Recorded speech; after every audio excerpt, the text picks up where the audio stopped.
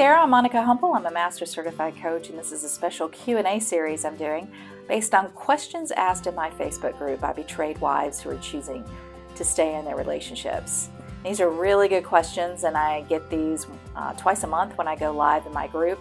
So I thought this might be helpful for you if these are questions that you have as you're trying to heal after your significant other's infidelity, and you're trying to heal your relationship at the same time, which I know is really hard to do. So these are good questions, and I want to share them with you. All right, so here it is. Do you stay, or how do you even cope when they say they feel no connection, love, or spark with you anymore? Where and how is it even possible to rebuild that? That's so hard. If you're in this case, I'm so sorry you're going through this.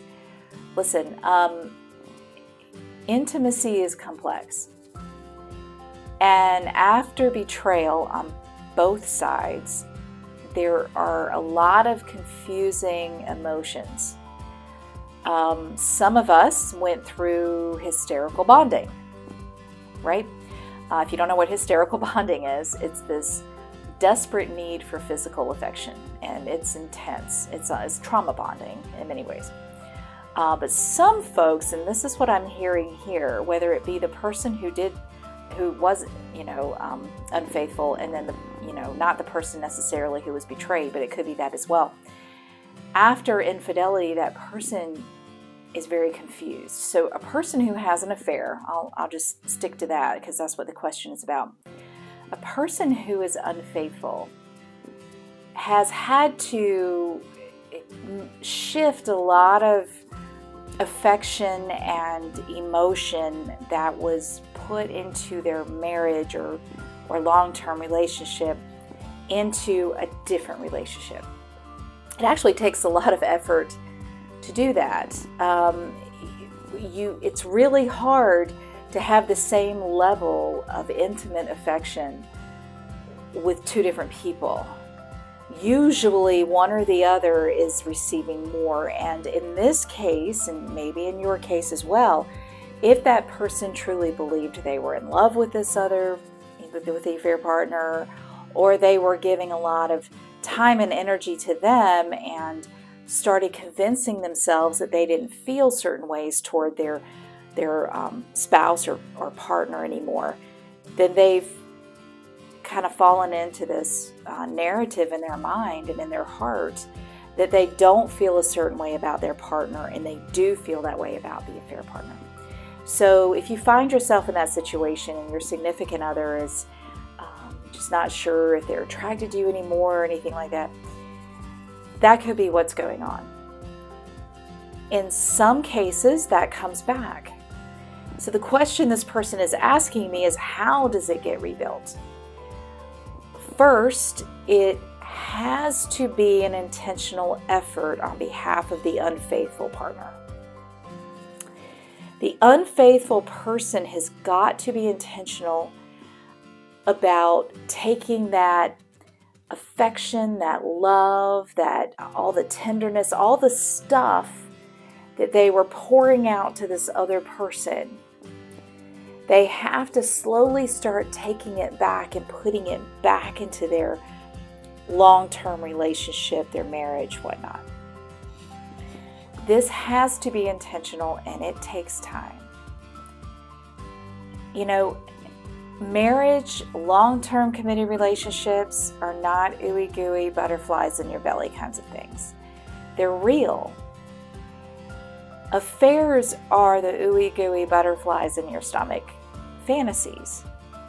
So it becomes confusing, I think, for people who have affairs, because they feel the ooey gooey in the fantasy, and then they get back to the reality of a long-term relationship, and they're trying to compare these two things, and they say, well, I just don't feel that way towards you anymore. They have to get to the place where they understand and have the realization of what a real, committed relationship entails. And it is beautiful, and it is wonderful, and it may not have the ooey gooey butterflies, but oh my goodness, it has so much more. But if they're not willing to be intentional about getting back to that place, you know, I'm not sure how the relationship will get rebuilt. The person who had the affair has to be willing to work in that direction and be intentional about it. This means intentionally dating your spouse, intentionally having physical contact, intentionally having deep emotional intimacy, hugging each other, snuggling, making eye contact when you talk to one another, really engaging, remembering what it was you fell in love with about that person. Couples therapy can really be a big help with this too. But that's really what it's going to take. And I know if you're listening to this and you're a betrayed person, you're like, well, that's completely out of my hands. I'm sorry, but it is. You can't make someone feel something for you again. You can't make someone see you a certain way again. You can't make somebody have the spark. But what we can do, what we betrayed partners do have power over, okay? We have power over how we behave, right? What we do next. I would highly recommend that you work on you. You leave them to do the work on their end. If you want to be affectionate with them and they're open to that, be affectionate. If you want to go on dates, you don't have to wait for them to ask, initiate it. You go to therapy, you figure out you. Find your confidence, set firm boundaries. Don't make assumptions about the future right now. You just take it one step at a time, okay? All right.